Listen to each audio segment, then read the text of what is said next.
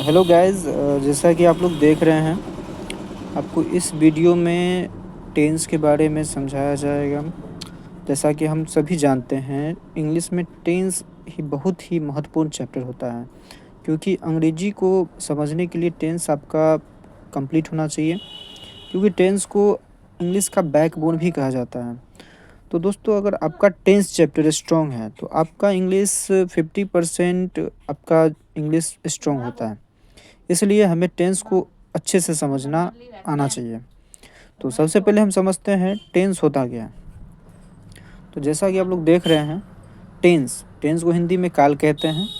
Tense is equal to time, मतलब tense में हम समय के बारे में समझते हैं, समय के पूरे कार्यविधि को समझते हैं कि इसका काम किस तरह से चल रहा है, कि इसका डिफिनीशन क्रिया के उस रूप को कहते हैं जो बताता है कि कोई काम कब समाप्त हुआ है या किसी भी समय अंतराल में जो कार्य होता है वह टेंस कहलाता है। मतलब ये है कि आप कोई भी काम समय के अंदर होता है, उस समय में होता है और उस समय में समाप्त हो जाता है। कुछ काम चलता रहता है, कुछ काम आपको कंप्लीट हो जाता है। मतलब सीधी तौर पे ये बात कहा जाए कि कोई भी काम जो समय के अंतराल में हो, तो वो सभी टेंस के अंदर आता है। जैसे कि अभी हम लोग कुछ कर रहे हैं, वो भी टेंस है। कुछ होगा, वो भी टेंस है। तो आगे समझते हैं, टेंस के 3 प्रकार होते हैं। जैसे टेंस के 3 प्रकार होते हैं: present tense, past tense, future tense.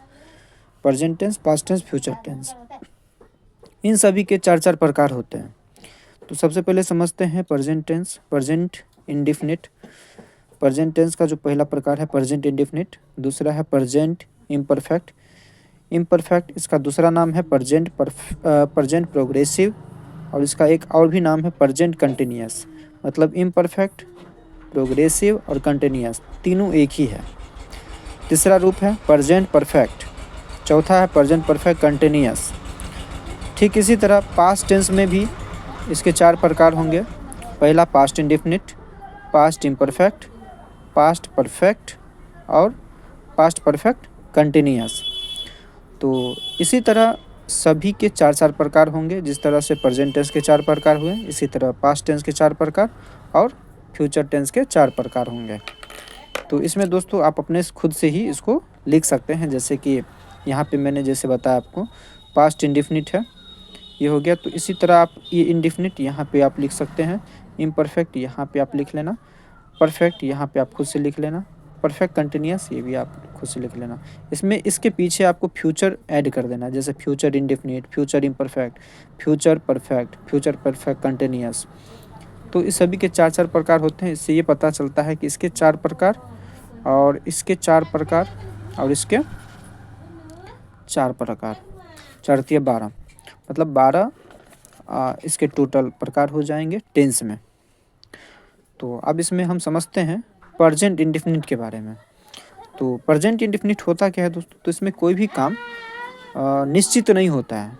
निश्चित नहीं होने का मतलब ये है कि ये काम इंडेफिनिट होता है। जैसे कि इस टेंस में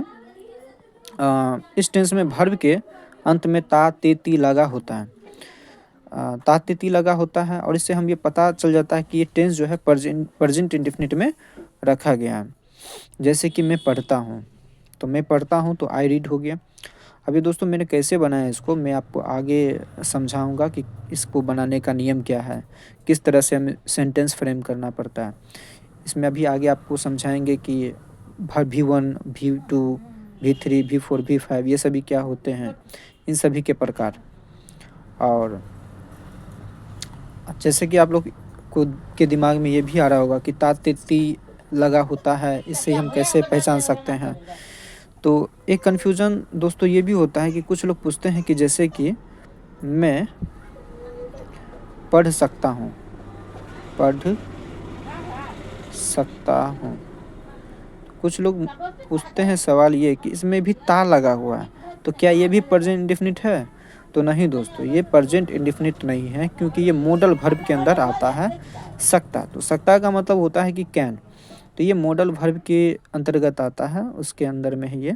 तो हम इसको प्रेजेंट इंडेफिनिट नहीं कह सकते हैं, ये मॉडल वर्ब है, ये मॉडल का क्वेश्चन है। तो ज़रूरी नहीं है कि हर एक वर्ब के अंत में अगर ता लगा हो वही आपको प्रेजेंट इंडेफिनिट हो, ऐसा ज़रूरी नहीं है। आपको पूरे कंसेप्ट को समझना पड़ेगा। इसके लिए आपको कंटिन्यूअसली ये वीडियो जो आ रहे हैं आप इसको सीरियस वाइज पूरे फुल कंसंट्रेशन के साथ देखिए। और आपको कहीं पे भी अगर डाउट हो, कोई भी दिक्कत हो, तो आप हमें कमेंट कर सकते हैं और हमसे पूछ सकते हैं, हम आपके कमेंट का रिप्लाई कर देंगे।